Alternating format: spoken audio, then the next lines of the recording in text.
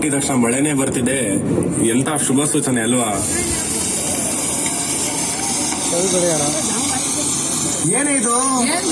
ನನ್ ಕಾರ್ ನಿಲ್ಸಿದ್ರೆ ಯಾವ್ದೋ ಬೀದಿ ನಾಯಿ ಮರಿಯಾಕೈತೆ, ಓಡಿಸ್ಬೇಕು ತಾನೆ?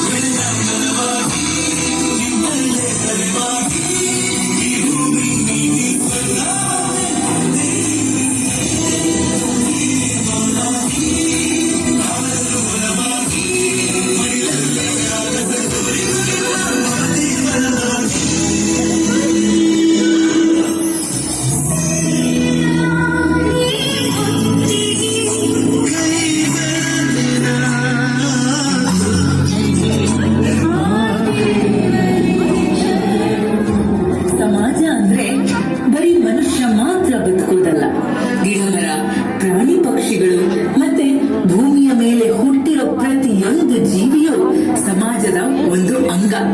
ಮನುಷ್ಯ ಮಾತ್ರ ಬದುಕೋದು ಅಂದ್ರೆ ಸ್ವಾರ್ಥ ಅಲ್ವಾ?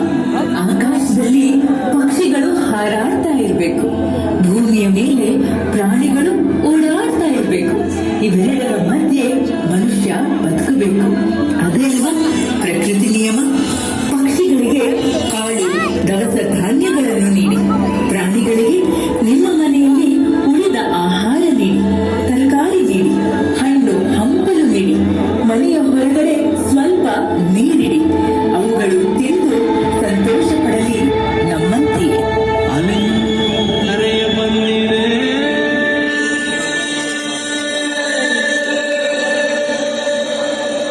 ಅಲ್ಲೇ ಆದಿ ಜೀವಜಾಲ, ಅಲ್ಲೇ ನಮ್ಮ ನಿಮ್ಮ ಮೂಲ.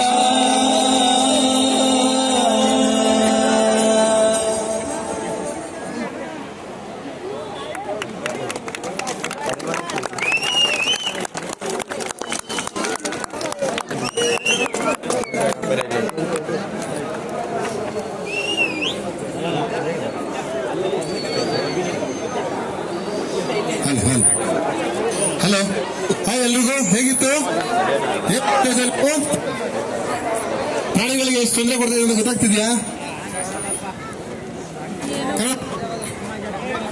ಸೌಂಡ್